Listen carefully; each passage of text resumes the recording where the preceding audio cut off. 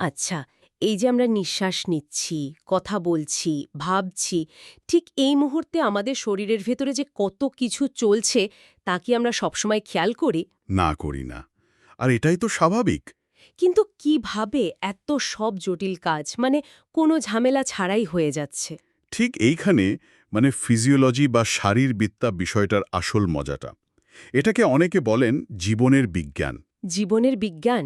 বাহ! হ্যাঁ, কারণ এটা বোঝার চেষ্টা করে যে জীবন্ত অবস্থায় আমাদের শরীর ঠিক কিভাবে কাজ করে। তাহলে আজ আমরা এই জীবন বিজ্ঞানের গভীরে একটু ঢু মারব কি বলেন? হুম আমাদের কাছে থাকা নানা তথ্য, গবেষণা এগুলো ঘেঁটে দেখব ফিজিওলজি আসলে কি, এর মূল বিষয়গুলো কি কি। হুম।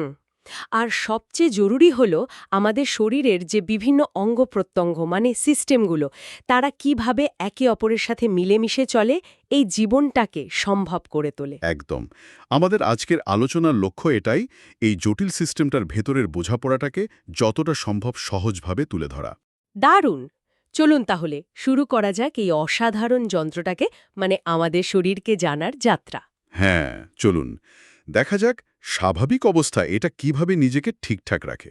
তাহলে গোড়াতেই জিজ্ঞাসা করি, এই যে ফিজিওলজি বা শারীরবৃত্তা এটা ঠিক কি বোঝায়? আর একে জীবনের বিজ্ঞান কেন বলা হচ্ছে?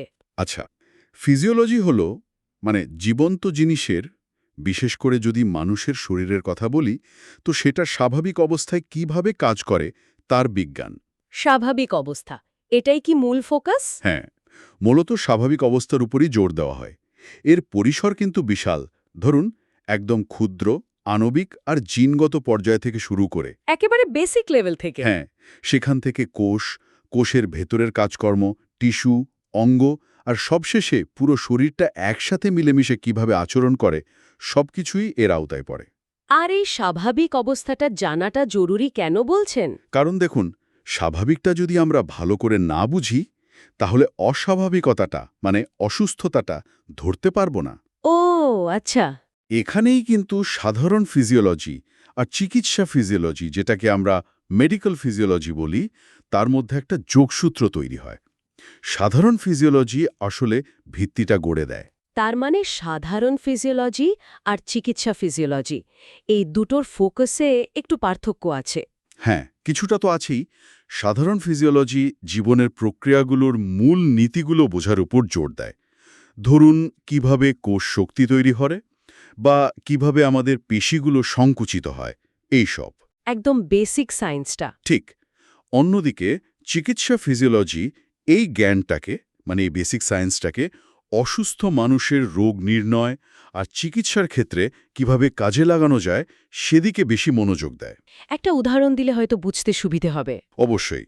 ধরুন, আর্টেরিয়াল ব্লাড গ্যাস বা এবিজি টেস্টের কথা, ধমনীর রক্তে গ্যাসের পরিমাণ মাপা। হ্যাঁ, শুনেছি। যারা এই পদ্ধতির উপর প্রথম কাজ করেছিলেন, সেই গবেষক দলের একটা খুব গুরুত্বপূর্ণ কথা আছে। কি সেটা? তারা বলেছিলেন যে গুরুতর অসুস্থ রোগীর পরিচর্যার ক্ষেত্রে শারীরবৃত্তীয় নীতি প্রয়োগ করাই হলো ক্রিটিক্যাল কেয়ার মেডিসিন। তার মানে? হলো রোগীর রক্তে অক্সিজেন বা কার্বন ডাই অক্সাইডের মাত্রা দেখে ডাক্তাররা যখন বোঝেন যে ফুসফুস বা হার্টের কোথায় সমস্যা হচ্ছে, সেটাও তো আসলে ফিজিওলজির জ্ঞানেরই একটা প্রয়োগ, তাই না? হ্যাঁ, ঠিক। তো চিকিৎসা ফিজিওলজিতে আমরা সাধারণত সেই বিষয়গুলোতে বেশি খুঁটিয়ে দেখি যেগুলো সরাসরি রোগীর অবস্থার সাথে জড়িত, আর কিছু বিষয় হয়তো শুধু ধারণা দেওয়ার জন্য আলোচনা করি। বেশ বেশ বোঝা গেল। আচ্ছা, এবার তাহলে শরীরের যে মূল খেলোয়াড়রা আছে মানে বিভিন্ন অঙ্গতন্ত্র বা সিস্টেমগুলো তাদের সাথে একটু পরিচিত হওয়া যাক। কোনগুলো সবচেয়ে গুরুত্বপূর্ণ? অবশ্যই। শরীরটাকে যদি একটা জটিল অর্কেস্ট্রা ভাবেন, তাহলে এর এক একটা সিস্টেম হলো এক একটা বাদ্যযন্ত্রের সেকশন। সবাই মিলে একসাথে একটা সুর তৈরি করছে, জীবনটাকে চালাচ্ছে। দারুণ উপমা। তো কয়েকটা প্রধান সেকশনের কথা বলুন। আচ্ছা, প্রথমেই যার কথা বলতে হয় সেটা হলো স্নায়ুতন্ত্র, নার্ভাস সিস্টেম। আমাদের মস্তিষ্ক, স্পাইনাল কর্ড আর সারা শরীরে জালের মতো ছড়িয়ে থাকা নার্ভ, এই সব নিয়ে তৈরি। একে তো তাহলে শরীরের কন্ট্রোল রুম বলা যায়। একদম, সেন্ট্রাল কন্ট্রোল রুম। শরীরের বাকি সব সিস্টেমকে কখন কি করতে হবে তার বেশিরভাগ নির্দেশ কিন্তু এখান থেকেই আসে। ধরুন, দ্রুত কোনো সিদ্ধান্ত নেওয়া, চারপাশ থেকে তথ্য নেওয়া, সবই এর কাজ। বাহ! কন্ট্রোল রুমের পর? এরপর ধরুন আছে পেশি ও কঙ্কালতন্ত্র, মাস্কিউলোস্কেলেটাল সিস্টেম। এটাই তো আমাদের কাঠামোটা দেয় আর নড়াচড়া করতে সাহায্য করে। হ্যাঁ, মানে হাঁটা চলা, কাজকর্ম। ঠিক। পেশিগুলো আসলে কি করে? কঙ্কালের যে হাড়গুলো আছে সেগুলোকে লিভারের মতো ব্যবহার করে। সেগুলোর উপর টান দিয়েই আমাদের হাত পা নাড়ায় বা হাঁটতে সাহায্য করে। কিন্তু এই কাজের জন্য তো শক্তি লাগে, তাই না? প্রচুর শক্তি। অবশ্যই। আর শক্তির কথা আসলেই তো বিপাক বা মেটাবলিজমের প্রসঙ্গ চলে আসে। হুম। বিপাক বা মেটাবলিজম হল শরীরের পাওয়ার হাউস বলতে পারেন। আমরা যে খাবার খাই সেখান থেকে শক্তি তৈরি করা বা সেই শক্তি দিয়ে শরীরের জন্য দরকারি জিনিস তৈরি করা, এই পুরো রাসায়নিক প্রক্রিয়াটাই হল বিপাক। আর এই বিপাকের জন্য তো কিছু দরকার, মানে কাঁচামাল। ঠিক ধরেছেন। দুটো জিনিস অপরিহার্য। এক হলো অক্সিজেন আর দুই হলো পুষ্টি। আর এখানেই জড়িয়ে আছে আরও দুটো খুব গুরুত্বপূর্ণ সিস্টেম। কোন দুটো? এক হলো শ্বসনতন্ত্র, মানে আমাদের ফুসফুস, শ্বাসনালী, এইসব। নিঃশ্বাস নেওয়া ছাড়া। হ্যাঁ, এর কাজ হলো বাতাস থেকে অক্সিজেন নেয়া আর শরীর থেকে কার্বন ডাই অক্সাইড বের করে দেওয়া। বিপাকের জন্য যে অক্সিজেনটা লাগে তার যোগান আসে এখান থেকে। আর দ্বিতীয়টা? দ্বিতীয়টা হলো সংবহনতন্ত্র। আমাদের হার্ট বা হৃৎপিণ্ড আর পুরো শরীরের ভেতরে জালের মতো ছড়িয়ে থাকা যে রক্তনালীগুলো আছে, শিরা, ধমনী। হ্যাঁ, শিরা, ধমনী, ক্যাপিলারি, সব এগুলো নিয়ে এই সিস্টেম। হৃৎপিণ্ড পাম্প করে রক্তকে সারা শরীরে পাঠায়। হ্যাঁ, আর এই রক্তই হলো ডেলিভারি ভ্যান। Delivery van? হ্যাঁ, এরাই অক্সিজেন আর খাবারের পুষ্টি বই নিয়ে যায় শরীরের কোটি কোটি কোষের দরজায় পৌঁছে দেয়। তার মানে পেশি নড়াচড়া করার শক্তি পেল বিপাক থেকে। বিপাকের জন্য অক্সিজেন দরকার হলো, সেটা এলো শ্বসনতন্ত্র থেকে। হ্যাঁ, আর সেই অক্সিজেন আর পুষ্টি কোষে পৌঁছে দিল সংবহনতন্ত্র। বেশ একটা চক্র তো। ঠিক ধরেছেন। একটা চেইন রিঅ্যাকশনের মতো কাজ করে। তবে গল্প কিন্তু এখানেই শেষ না। এই যে পুষ্টির কথা বললাম, মানে খাবারের সারাংশ, সেটা জোগাড় করার দায়িত্বটা কার? ওটা নিশ্চয়ই আমাদের পরিপাকতন্ত্রের, মানে হজম করা সিস্টেমটা। একদম ঠিক। পরিপাকতন্ত্র, গ্যাস্ট্রোইন্টেস্টাইনাল সিস্টেম। আমাদের খাদ্যনালী, পাকস্থলী, অন্ত্র, এরা সবাই মিলে খাবারটাকে ভাঙে, হজম করে। আচ্ছা। আর সেখান থেকে গ্লুকোজ, প্রোটিন, ফ্যাট, এই ধরনের দরকারি পুষ্টি উপাদান শোষণ করে রক্তে পাঠিয়ে দেয়, যাতে ওই ডেলিভারি ভ্যান, মানে সংবহনতন্ত্র, সেগুলোকে কোষে পৌঁছে দিতে পারে। আচ্ছা, এত সব কাজ হচ্ছে, শক্তি তৈরি হচ্ছে, পুষ্টি আসছে, কিন্তু এই পুরো প্রক্রিয়ায় তো কিছু আবর্জনা বা বর্জ্য পদার্থ তৈরি হওয়ার কথা, তাই না? সেগুলোর কি গতি হয়? খুব গুরুত্বপূর্ণ প্রশ্ন। এখানেই আসে রেচনতন্ত্র, রিনাল সিস্টেমের ভূমিকা। এর প্রধান অঙ্গ হলো আমাদের কিডনি দুটো। কিডনি? হ্যাঁ, কিডনিকে বলতে পারেন আমাদের শরীরের একটা অত্যাধুনিক filter plant. Filter plant? Interesting. হ্যাঁ, রক্ত যখন কিডনির মধ্যে দিয়ে যায় তখন কিডনি কি করে? রক্ত থেকে বিপাকের ফলে তৈরি হওয়া বর্জ্য পদার্থ, যেমন ধরুন ইউরিয়া, আর শরীরে যদি অতিরিক্ত জল বা লবণ থাকে সেগুলোকে ছেঁকে আলাদা করে ফেলে। তারপর সেগুলোকে মূত্র বা ইউরিন হিসেবে শরীর থেকে বের করে দেয়। মানে রক্তটাকে পরিষ্কার রাখাটাই এর প্রধান কাজ।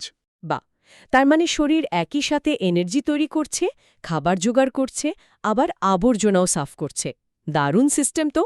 আচ্ছা, স্নায়ুতন্ত্র তো বললেন দ্রুত নিয়ন্ত্রণের কাজ করে, কিন্তু শরীরের কিছু কাজ তো আছে যেগুলো দীর্ঘ সময় ধরে চলে, যেমন ধরুন আমাদের বেড়ে ওঠা বা বিপাকের হার কেমন হবে, এগুলো কে দেখে? চমৎকার প্রশ্ন। এর জন্য একটা আলাদা কন্ট্রোল সিস্টেম আছে। সেটা হলো অন্তঃক্ষরা গ্রন্থিতন্ত্র, এন্ডোক্রিন সিস্টেম। Endocrine system? এটা কিভাবে কাজ করে? এটা কাজ করে হরমোন দিয়ে। বিভিন্ন গ্রন্থি থেকে কিছু রাসায়নিক বার্তাবাহক বের হয়, যাদের বলে হরমোন। এই হরমোনগুলো রক্তের মাধ্যমে সারা শরীরে ছড়িয়ে পড়ে আর নির্দিষ্ট সেলের ওপর কাজ করে।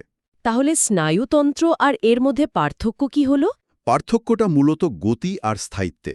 স্নায়ুতন্ত্র হল ইমেলের মতো খুব দ্রুত খবর পাঠায়, আর তার প্রভাবও সাধারণত অল্প সময় থাকে। যেমন গরম কিছুতে হাত লাগলে সঙ্গে সঙ্গে যে সরিয়ে নিই আমরা। হ্যাঁ। আর অন্তঃক্ষরা গ্রন্থিতন্ত্র হল পোস্টাল সার্ভিসের মতো।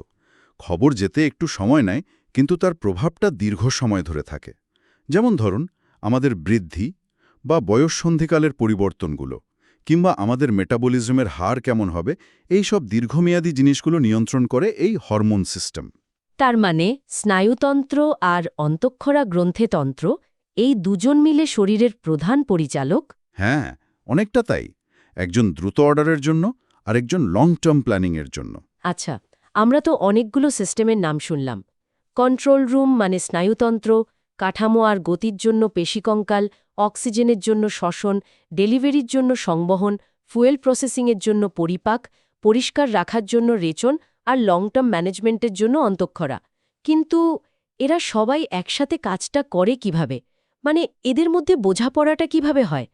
এটা কি সবসময় একদম ঠিকঠাক চলে? এটাই ফিজিওলজির সবচেয়ে ইন্টারেস্টিং দিক, এই সমন্বয় বা কোঅর্ডিনেশন। এটাকে একটা বহুস্তরীয় প্রক্রিয়া বা লেয়ার প্রসেসিং মডেল হিসাবে ভাবা যেতে পারে। ব্যাপারটা বেশ গোছানো, তবে হ্যাঁ, বাস্তবে কিন্তু বেশ জটিলও হতে পারে। স্টোরিও মডেল, সেটা কিরকম? ধরুন, রক্ত হলো আমাদের শরীরের হাইওয়ের মতো। এই হাইওয়েতে বিভিন্ন স্টেশনে বিভিন্ন কাজ হয়। আচ্ছা। একেবারে টপ লেয়ার বা প্রথম স্টেশন ভাবুন ফুসফুসকে। এখানে রক্ত এসে কার্বন ডাইঅক্সাইড নামিয়ে দেয় আর অক্সিজেন তুলে নেয়, ঠিক যেমন বাসে যাত্রী ওঠানামা করে। তারপর হৃৎপিণ্ডের ডান দিক থেকে রক্ত ফুসফুসে যায় এই গ্যাস বিনিময়ের জন্য, আর বাম দিক থেকে অক্সিজেন ভর্তি রক্ত সারা শরীরে রওনা দেয়। এবার এই রক্ত হাইওয়ে ধরে এগোচ্ছে। পরের স্টেশন কোনটা? পরের স্টেশনটা হলো পরিপাকতন্ত্রের এলাকা, বিশেষ করে অন্ত্রের আশপাশ। রক্ত যখন এখান দিয়ে যায় তখন সদ্য হজম হওয়া খাবার থেকে glucose, amino acid, fatty acid এইসব পুষ্টি তুলে নেয়, গাড়িতে মাল লোড করার মতো। বেশ, মাল লোড হলো। এবার গাড়িটাকে তো পরিষ্কারও করতে হবে, তাই না? তৃতীয় স্টেশন হলো কিডনি। সেই ফিল্টার প্ল্যান্ট। একদম। রক্ত কিডনি নামক ফিল্টার স্টেশনে পৌঁছালে সেখান থেকে বিপাকীয় বর্জ্য, অতিরিক্ত জল, লবণ এগুলো সব ছেঁকে বের করে দেওয়া হয়। আচ্ছা, সবশেষে মানে একদম নিচের স্তরে এই অক্সিজেন আর পুষ্টিতে ভরপুর এবং বর্জ্যমুক্ত রক্ত পৌঁছে যায় শরীরের প্রত্যেকটা কোষে, একদম শেষ প্রান্তের সরু রাস্তা, মানে কৈশিক জালিকা বা ক্যাপিলারির মাধ্যমে। একেবারে ডোরস্টেপ ডেলিভারি। ঠিক।